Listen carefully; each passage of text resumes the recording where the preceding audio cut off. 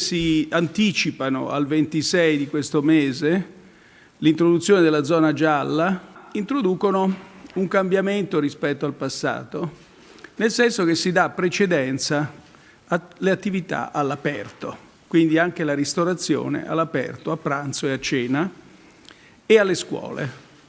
Le scuole aprono, tutte le scuole, come si dice, di ogni ordine e grado, riaprono completamente in presenza nelle zone gialla e arancione. Sono le 15:40 quando il premier Mario Draghi in conferenza stampa conferma le indiscrezioni che circolavano in tarda mattinata al termine della cabina di regia del governo. Il 26 aprile è la data delle prime riaperture con il ritorno della fascia gialla nelle regioni i cui dati epidemiologici saranno buoni. Con la decisione di oggi il governo ha preso un rischio ragionato però, un rischio fondato sui dati. I dati in miglioramento parlano di un R-Conti a 0,85 e di un'incidenza di 182, situazione legata, spiega il ministro Speranza, alle misure adottate e alla campagna vaccinale.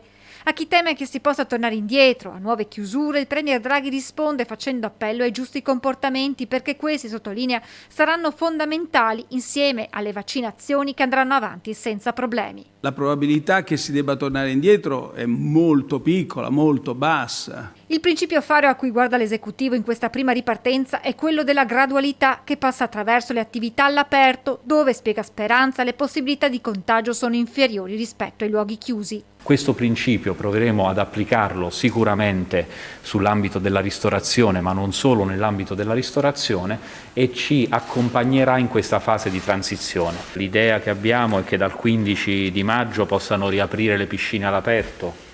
Altre idee è che dal 1 di giugno si possano riattivare alcune attività connesse alle palestre. Ancora dal 1 di luglio possiamo immaginare attività di natura fieristica. Dal 26 aprile riaperti anche teatri, cinema e gli spettacoli, consentiti però solo all'aperto. Gli spostamenti che saranno concessi tra regioni, che saranno consentiti tra regioni gialle e poi con un pass, un certificato tra regioni di colore diverso. Un modello prudenziale, dunque, che mantiene il principio delle fasce, così come resta ancora in vigore al momento il coprifuoco alle 22.